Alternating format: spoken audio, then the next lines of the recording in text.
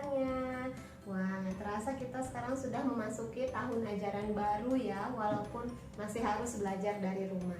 Tetap semangat dan harus selalu bersyukur karena kita masih diberikan nikmat sehat. Ibu ucapkan selamat untuk kalian yang sudah naik ke kelas 12, baik itu 12 IPA 1 ataupun 12 IPA 2. Dan ternyata benar ya, dibalik suatu musibah di tengah pandemi corona ini ternyata ada hikmahnya ya. Nama-nama yang tadinya dipertimbangkan untuk tidak naik kelas, jadi akhirnya naik kelas semuanya.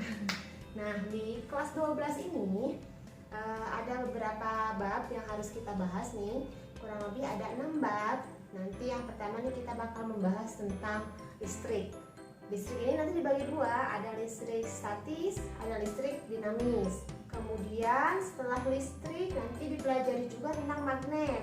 Ada induksi magnet, kemudian ada induksi elektromagnetik, kemudian nyambung ke rangkaian arus bolak-balik, dan terakhir nanti dibahas tentang radiasi elektromagnetik. Nah, kita langsung masuk ke bab yang pertama ya. Judulnya adalah listrik dinamis. Nah, kalau dari segi kata atau etimologi, ini listrik dinamis. Kalau dinamis itu artinya bergerak. Berarti kalau secara etimologi ini artinya listrik yang bergerak. Karena nanti ada bab juga yang judulnya adalah listrik statis, artinya listrik yang diam. Nah, yang bergerak ini maksudnya seperti apa sih? Nah, nanti yang bergerak itu maksudnya adalah arus listrik. Kalau arus kan bergerak ya. Jadi tujuan pembelajaran kita adalah untuk memahami arus listrik, hambatan, tegangan, memahami hukum Ohm, menjelaskan arus listrik dalam rangkaian tertutup, serta menganalisis hambatan dari sepotong kawat penghantar. Nah, kalau tentang listrik sepertinya kan adalah hal yang dalam kehidupan sehari-hari juga pastinya ada gitu ya. Pernah dong menyalakan lampu di rumah, atau nyalain kipas angin, nyalain radio, atau nyalain TV, nyalain komputer. Pernah terpikir bagaimana perlengkapan tersebut nih bisa nyala? Apa yang sebenarnya terjadi ya? Nah, pasti jawabannya karena ada listrik, Bu. Nah, atau sekarang kalau misalnya di rumah nih pasti punya ya ini benda ini, senter. Punya kan senter. Nah, apa sudah pernah membongkar senter? Jadi dibongkar senter ini, kemudian isinya tuh ada apa aja sih di senter ini. Nah, ketika dibongkar nih, sebenarnya dalamnya senter itu ya kurang lebih seperti ini ya isinya. Ada batu baterainya nih. Kemudian yang ini poin nomor 2 ini isinya lampu.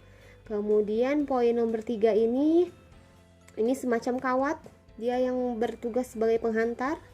Nah, yang poin keempat ini saklar. Jadi kalau dicetrekin kan lampunya jadi nyala ya. Atau kalau disusun tanpa wadahnya nih, seperti inilah dalamnya senter ya. Baterai disusun dengan lampu di ujungnya, kemudian ini diberikan kawat penghantar, dan di sini diletakkan si saklar. Tentu saja ini disusunnya juga nggak boleh sembarangan ya. Baterai penyusunannya juga harus sesuai supaya si lampunya ketika saklar dipencet lampunya jadi nyala. Kenapa si lampu ini bisa nyala? Mungkin jawabannya pasti kalian menjawab karena ada arus listrik. Nah, kalau gambar yang tadi kita susun dengan lebih rapi, kira-kira susunannya itu kan ada baterai, kemudian kabel yang menghubungkan, ini ada lampunya, dan ini ada saklar. Ketika saklarnya ditekan, maka rangkaiannya ini menjadi rangkaian yang tertutup, sehingga arus listriknya itu bisa mengalir. Nah, arus listriknya ini mengalir tentu aja dari kutub positif yang ada mencendulnya nih menuju ke kutub negatif. Nah, ketika si arus ini mengalir melalui kabel penghantar ketemu sama lampu, arusnya jadi terhambat nih. Ketika masuk ke lampu ini biasanya kalau bolham yang konvensional itu isinya adalah filamen. Filamen itu logam yang tipis, kawat logam yang tipis. Jadi ketika ada arus yang lewat sini, arus listrik itu kan membawa energinya. Nah, energinya ini dirubah nih jadi panas. Si kawatnya ini jadi berwarna merah. Nah, pendarannya ini karena warna merahnya berpendar akhirnya menjadi terang kita melihatnya dari luar. Kalau disimpulkan, ini kurang lebih ada 3 bagian utama yang menyebabkan arus itu bisa mengalir dalam suatu rangkaian. Yang pertama itu kabel, dia sebagai penghantar, karena kalau tidak ada maka arus tidak akan mengalir. Kemudian lampu ini dia sifatnya adalah sebagai hambatan, karena menghambat sekaligus arusnya jadi terpakai, energinya dirubah menjadi sesuai yang diinginkan. Berarti kalau misalnya di kipas angin, energi listriknya diubah menjadi energi gerak. Nah, kemudian yang ketiga ini adalah baterai. Baterai ini fungsinya sebagai sumber energi. Supaya arusnya bergerak, arus listriknya bergerak, maka harus ada sumber energinya. Dari penjelasan ini bisa disimpulkan bahwa dalam bab listrik dinamis ini setidaknya ada 3 besaran yang akan kita bahas, yaitu arus listrik, hambatan, dan juga tegangan. Kita bahas yang pertama dulu ya, yaitu tentang arus listrik. Nah, arus listrik analoginya sama arus sungai deh. Kalau di arus sungai, mohon maaf ini ya. Kalau di arus sungai yang mengalirnya itu kan air. Kalau arus listrik, maka yang mengalirnya adalah listrik ya. Tapi listrik itu maksudnya apa sih? Nah, jadi di sini arus listrik itu adalah muatan listrik yang mengalir melalui penghantar dalam tiap satuan waktu. Jadi listrik di sini maksudnya adalah muatan listrik. Ada yang masih ingat muatan listrik itu ada apa aja sih? Nah, kalau mempelajari muatan listrik ini nggak bisa terlepas dari atom. Kalau di pelajaran kimia, atom ini adalah bagian terkecil penyusun suatu zat. Ya, itu kalau menurut teori atom Dalton. Nah, ternyata kan Dalton belum lengkap, masih ada teori atom berikutnya, dan yang kita pakai kan yang terakhir ya, yaitu teori atom mekanika kuantum, dimana atom itu masih bisa dibagi-bagi lagi nih menjadi bagian yang lebih kecil, yaitu bagian inti atom. Ini yang tengah ini inti atom, dan di sekitarnya itu adalah elektron, dimana inti atom ini isinya adalah proton dan juga neutron. Nah, dimana proton itu bermuatan positif dan neutron itu tidak bermuatan, sementara elektron itu bermuatan negatif. Balik lagi tadi ke definisi arus listrik. Arus listrik itu adalah muatan listrik yang mengalir. Nah, kira-kira muatan listrik yang mana yang mengalir? Apa yang proton yang bergerak-gerak ataukah elektron yang bergerak-gerak? Kalau kita lihat dari komposisi atom, susunan atom, inti itu letaknya ada di bagian dalam, elektron letaknya ada di bagian luar. Logikanya yang mudah bergerak itu atau yang mudah berpindah-pindah itu adalah elektron. Jadi kalau arus listrik itu artinya muatan listrik negatif atau elektron yang bergerak. Jadi setiap benda itu punya muatan listrik, ada proton, ada elektron. Hanya untuk zat-zat yang bisa dengan mudah elektronnya berpindah itu biasanya adalah unsur-unsur yang termasuk dalam golongan logam. Jadi elektronnya mudah berpindah, makanya yang sering dijadikan bahan untuk penghantar kabel, dalamnya kabel itu adalah logam, bisa tembaga dan lain sebagainya, bukan kayu atau gabus ya. Karena walaupun setiap zat itu punya elektron dan proton, tapi komposisinya yang paling memudahkan elektron bergerak itu adalah yang logam.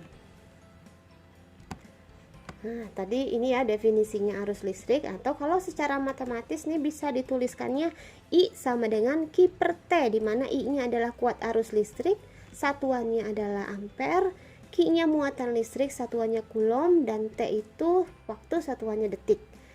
Tadi yang bergerak itu adalah elektron ya, di mana satu elektron itu mengandung muatan sebesar 1,6 kali 10 pangkat min 16 coulomb.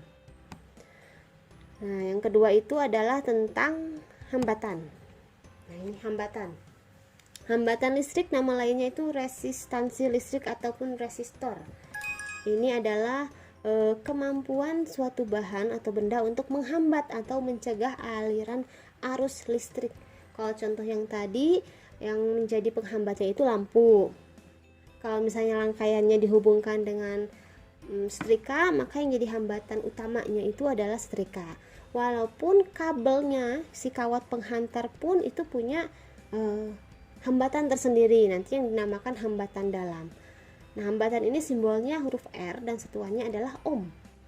Jadi kalau khusus untuk kawat penghantar, besarnya hambatan itu bisa dinyatakan dengan persamaan ini. R sama dengan rho L per A, dengan keterangan R-nya hambatan, rho-nya hambat jenis, L-nya panjang kawat, A-nya adalah luas penampang kawat. Besaran yang terakhir itu tentang tegangan, atau nama lainnya adalah beda potensial. Nah, tadi yang bertugas sebagai sumber tegangannya itu adalah batu baterai. Jadi dengan kata lain, tegangan ini adalah jumlah energi. Jadi energi yang dibutuhkan untuk memindahkan muatan listrik dari suatu tempat ke tempat yang lain. Jadi istilahnya tegangan ini yang menyebabkan si elektronnya bergerak. Simbolnya huruf V dan satuannya adalah volt. Nah, ada dua jenis sumber tegangan, yaitu tegangan AC alternating current dan tegangan DC direct current. Sumber tegangan DC ini misalnya batu baterai, aki itu termasuk DC. Sementara kalau genset atau generator itu adalah sumber tegangan AC. Nah, untuk di bab listrik dinamis ini yang kita bahas itu adalah listrik arus searah dulu atau listrik DC. Nanti arus bolak-baliknya dibahas di bab kelima kalau tidak salah ya. Nah, selanjutnya antara arus listrik, hambatan, dan tegangan ini saling berhubungan. Hubungan antara ketiga besaran tadi itu dijelaskan oleh seorang ilmuwan namanya George Simon Ohm, sehingga disebutnya hukum Ohm.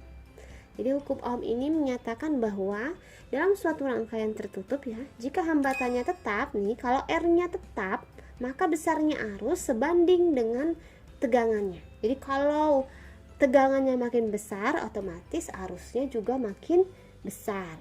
Maka nanti nyala lampunya jadi makin terang. Kalau baterainya ditambah jadi 2 kali lipat, maka arusnya juga akan bertambah 2 kali lipat. Begitu juga sebaliknya, dengan syarat hambatannya harus tetap. Nah, itu tadi materinya untuk pertemuan kali ini. Kita langsung ke contoh soal ini. Dalam 1 menit, muatan sebesar 360 coulomb mengalir melalui kawat penghantar. Yang ditanyakannya adalah kuat arus. Biasanya kalau contoh soal emang yang mudah ya. Q-nya 360 coulomb, T-nya 1 menit. Jangan lupa harus dirubah ke dalam sekon. Yang ditanyakan arus, langsung pakai rumus I sama dengan Q per T. Didapat arus yang mengalir adalah 5 ampere. Nah, yang kedua, suatu rangkaian terdiri dari lampu, baterai, dan kabel. Baterai yang digunakan memiliki tegangan 6 volt dengan hambatan lampunya 3 ohm. Yang ditanyakan juga arus listrik yang mengalir. Diketahui VR, yang ditanyakan I-nya. Langsung kita jawab, V sama dengan I kali R, maka kalau mencari arus V per R, hasilnya adalah 2 ampere. Oke, itu saja ya penjelasannya. Setelah ini nanti ada tugas. Nah, itu tadi penjelasan tentang listrik dinamis. Gimana? Ada pertanyaan nggak? Kalau ada, ayo kirim pertanyaannya di grup kelas masing-masing ya. Nah, jangan lupa tugasnya dikumpulkan sesuai waktu yang sudah ditentukan. Sampai jumpa di pertemuan berikutnya. Terima kasih. Assalamualaikum.